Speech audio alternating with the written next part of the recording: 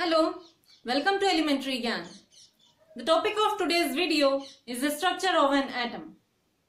In the previous videos, हमने different atomic models discuss किए थे, which tell us about the inner structure of an atom. और उन atomic models की help से atom का जो structure पता लगता है, वो कैसा होता है, वो हम इस वीडियो में डिस्कस करेंगे. So an atom consists of two parts. एक एटम जो होता है उसमें टू पार्ट्स होते हैं. मान लीजिए ये कोई एटम है तो इसमें टू पार्ट्स कौन कौन से होते हैं. फर्स्ट तो होता है इसमें एक न्यूक्लियस जो कि इसके सेंटर में प्रेजेंट होता है, और ये क्या है, न्यूक्लियस. और न्यूक्लियस के आउटसाइड जो रीजन होता है इसको बोलते हैं extra nuclear reason. Extra nuclear part या रीजन. तो अब हम वन बाय वन इन दोनों पार्ट्स को डिटेल में डिस्कस करेंगे. तो सबसे पहले हम डिस्कस करते हैं न्यूक्लियस. न्यूक्लियस क्या होता है? Nucleus can be considered as a ball present in a large stadium. Large stadium तो क्या हो जाता है, एटम, और उस लार्ज स्टेडियम में जो एक स्मॉल बॉल प्रेजेंट होती है वो क्या होता है, न्यूक्लियस की तरह उसको मान सकते हैं. मतलब अगर न्यूक्लियस के रिलेटिव साइज की बात की जाए तो वो एटम के साइज से एक्सट्रीमली छोटा होता है, जिस तरह से एक बड़े स्टेडियम में बॉल होती है उस तरह से. सो न्यूक्लियस की प्रॉपर्टीज क्या क्या होती हैं, let us see. Nucleus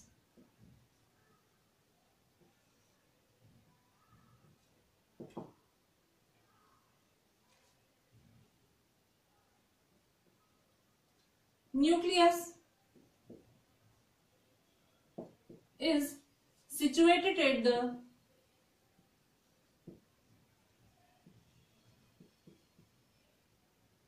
center of an atom. Nucleus जो होता है वो एटम के सेंटर में प्रेजेंट होता है. एंड सेकेंड प्रॉपर्टी क्या होगी इसकी, all the protons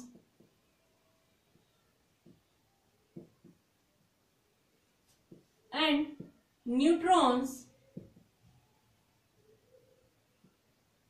are present in the nucleus.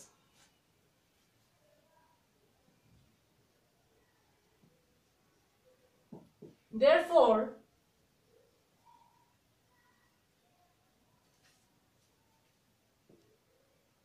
the entire mass of an atom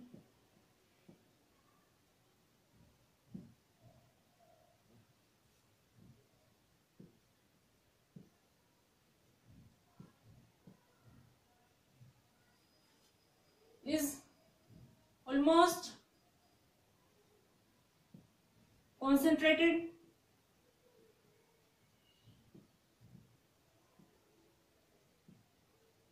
in the nucleus.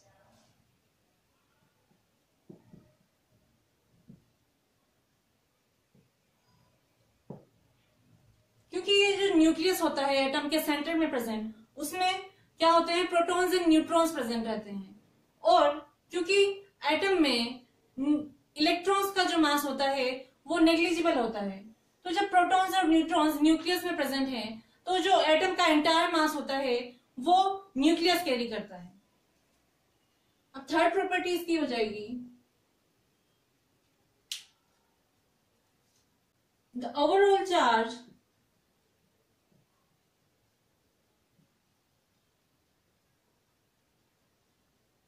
of a nucleus is positive because of the positively charged protons.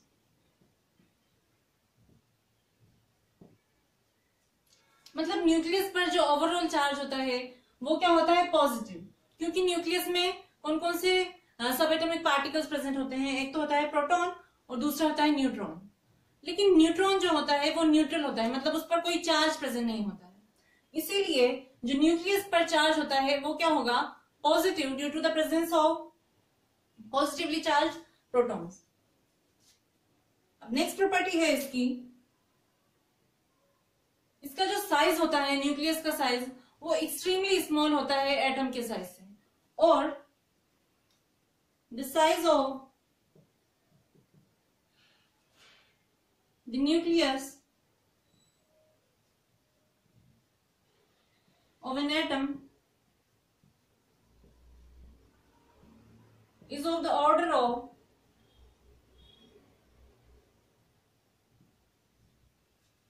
10 to the power minus 13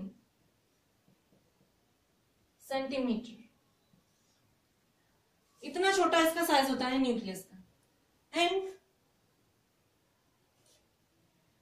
all the protons and neutrons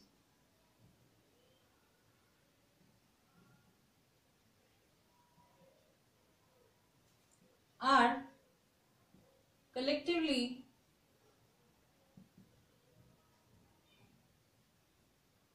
known as nucleons। मतलब nucleus के अंदर मिलते हैं protons and neutrons, और इसीलिए इनको क्या कहा जाता है, कलेक्टिवली इन दोनों को न्यूक्लियन कहा जाता है। Now let's move on to the next part, which is extra nuclear region। तो extra nuclear region क्या होता है, let us see।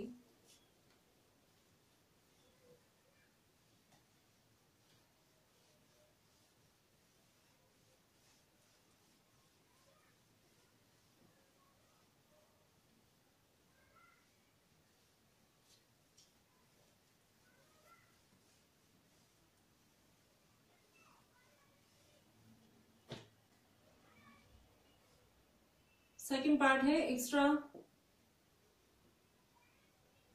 Nuclear region.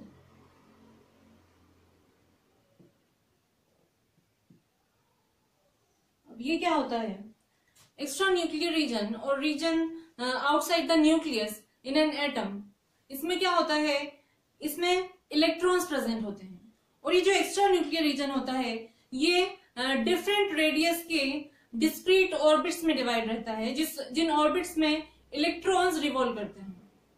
और ये जो ऑर्बिट्स जिनमें इलेक्ट्रॉन्स रिवॉल्व करते हैं इनकी एनर्जीज फिक्स्ड रहती हैं, और इसीलिए इन डिस्क्रीट ऑर्बिट्स को कहा जाता है एनर्जी लेवल्स। और इन एनर्जी लेवल्स की क्या होती है, एनर्जीज तो फिक्स्ड होती ही हैं, और साथ में इनमें जितने मैक्सिमम नंबर ऑफ इलेक्ट्रॉन्स ये होल्ड कर सकते हैं, मतलब maximum number of electrons in orbits में रिवॉल्व कर सकते हैं, ये भी फिक्स्ड रहते हैं, जिसको एक फॉर्मूला की हेल्प से कैलकुलेट किया जाता है। तो एक्स्ट्रा न्यूक्लियर रीजन की प्रॉपर्टीज क्या क्या हो गई, in the region outside the nucleus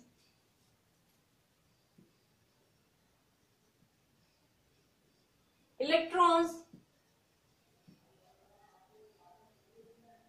are present which revolve in the orbits of fixed radii and energies। तो इसका क्या मतलब होगा, एक्स्ट्रा न्यूक्लियर रीजन में इलेक्ट्रॉन रिवॉल्व करते हैं जिसको ऑर्बिट्स में डिवाइड किया जाता है, और उन ऑर्बिट्स की रेडियस और एनर्जीज फिक्स रहती हैं। मतलब किसी एक पर्टिकुलर ऑर्बिट की रेडियस अलग होगी दूसरे ऑर्बिट से, और क्योंकि इनकी एनर्जीज फिक्स्ड हैं इसीलिए इनको क्या कहा जाता है, energy level. These orbits are called energy levels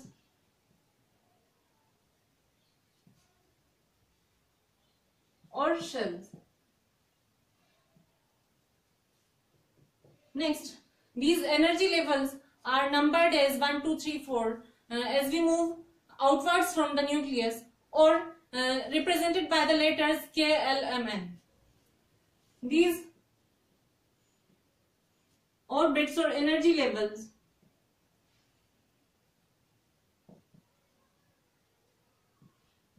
are designated as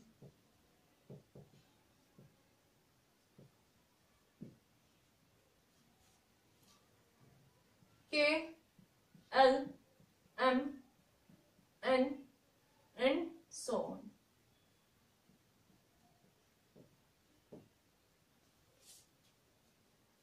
अब नेक्स्ट प्रॉपर्टी क्या होती है, इन एनर्जी लेवल्स में जो मैक्सिमम नंबर ऑफ इलेक्ट्रॉन्स ये रिवॉल्व कर सकते हैं वो फिक्स रहते हैं. The maximum number of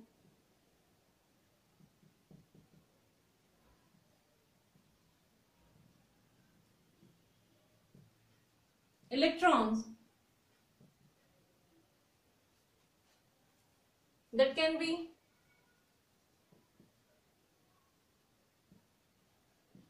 accommodated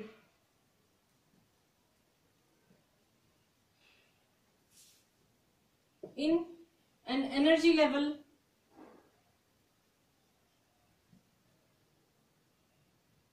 or orbit is fixed and is given by the formula. वो फॉर्मूला क्या होता है, 2n², वेयर n क्या है, number of shells, n number of shells. Number of shells क्या होती हैं, that is 1, 2, 3, 4 and so on. So जो फर्स्ट 4 एनर्जी लेवल्स हैं उनमें मैक्सिमम कितने नंबर ऑफ इलेक्ट्रॉन्स रिवॉल्व कर सकते हैं, इसको हम एक टेबल की हेल्प से देखते हैं.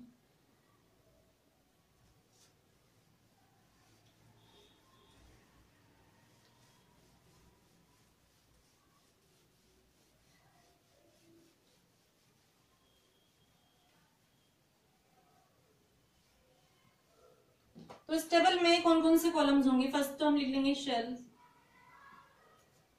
देन वैल्यू ऑफ n, और थर्ड कॉलम होगा मैक्सिमम नंबर ऑफ इलेक्ट्रॉन्स, जिसको किससे कैलकुलेट करेंगे, 2n². तो शेल्स कौन कौन सी है हमारे पास, K, L, M and N. K shell के लिए, कैथ शेल के लिए n की वैल्यू कितनी होती है, 1, L के लिए होगी 2, M के लिए 3 और N शेल के लिए कितनी होती है, 4. मैक्सिमम नंबर ऑफ इलेक्ट्रॉन्स कितने होंगे, ये N की वैल्यू है और इसको हमें यहां पे पुट कर देना है फॉर्मूला में.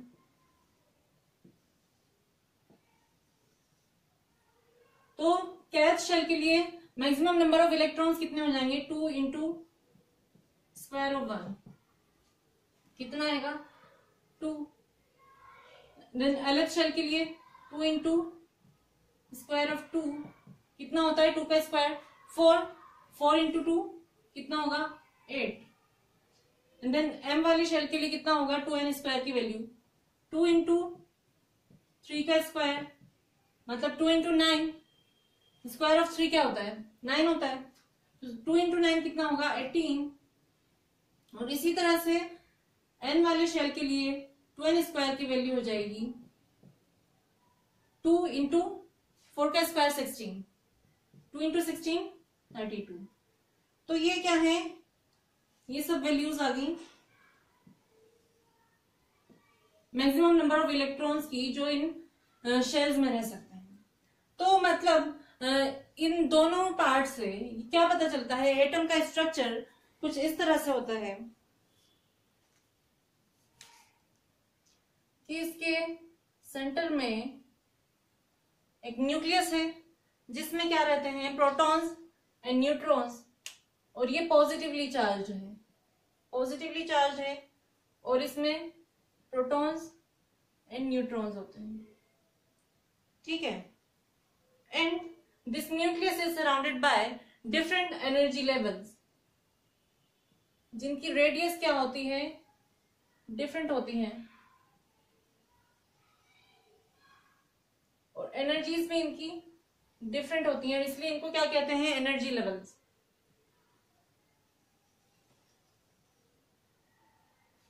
तो ये क्या है, इनको रिप्रेजेंट किया जाता है by the letters K, L, M, N as we move outwards from the nucleus। मतलब फर्स्ट जो शेल होगी और ऑर्बिट होगा उसका क्या नाम दिया जाएगा, K, L, M, N and so on। ये क्या है, this is nucleus and these are energy levels। This is first energy level and this is second,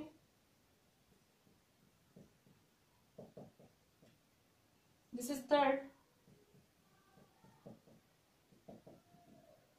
and this is fourth energy level, energy level। और इनमें maximum numbers of electron कितने revolve कर सकते हैं, उसकी वैल्यू क्या है, 2, 8, 18, 32 respectively. मतलब kth शेल में कितने इलेक्ट्रॉन्स रहेंगे, 2, lth शेल में 8, mth शेल में 18 and nth शेल में 32। So this is the inner structure of an atom।